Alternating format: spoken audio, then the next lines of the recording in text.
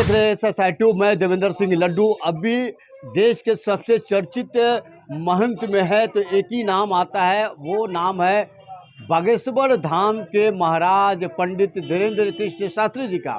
अभी हाल ही में बिहार का आगमन, साथ में पटना के नौबतपुर तरेत पाली मठ में उनका हनुमत सेवा पर हनुमत सत्संग आयोजित की गई है। जिस तरह बिहार में उनको आगमन को लेकर, उनके आगमन के पहले भी उनकी धमकियां मिली थी और जब उनका सत्संग हुआ तो काफ़ी विरोध का सामना भी करना पड़ा था, लेकिन एक अहम फैसला केंद्र सरकार ने ली है।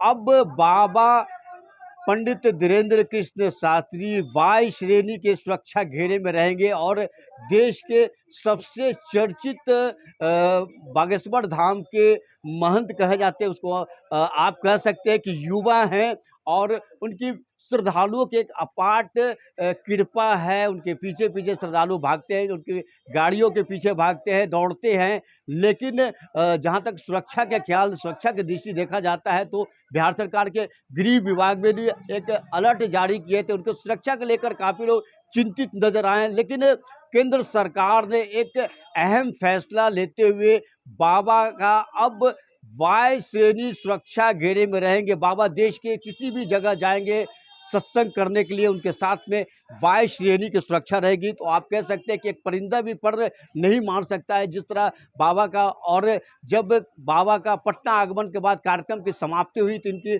चेहरे पर कालिक पोत दिया गया था और उनके बैनर वगैरह भी फाड़े दिया गया। तो कहीं ना कहीं देखा जाता है तो एक सुरक्षा अहम मानी जाती है। और जिस तरह बाबा का श्रद्धालुओं का अटूट विश्वास है और तमाम तरह की वो जानकारियां देते हैं, मन की बात यूँ कह सकते हैं कि जानकारियां देते हैं, ऐसे स्थिति में उनको सुरक्षा सबसे बड़ी चिंता होती है।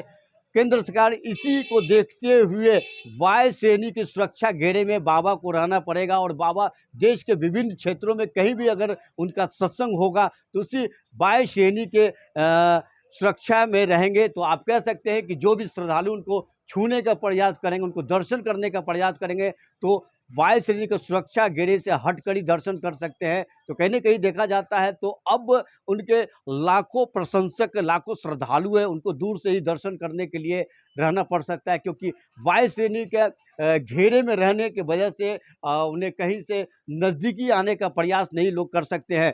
SSI2 आप देखते रहिए। जय बजरंगबली।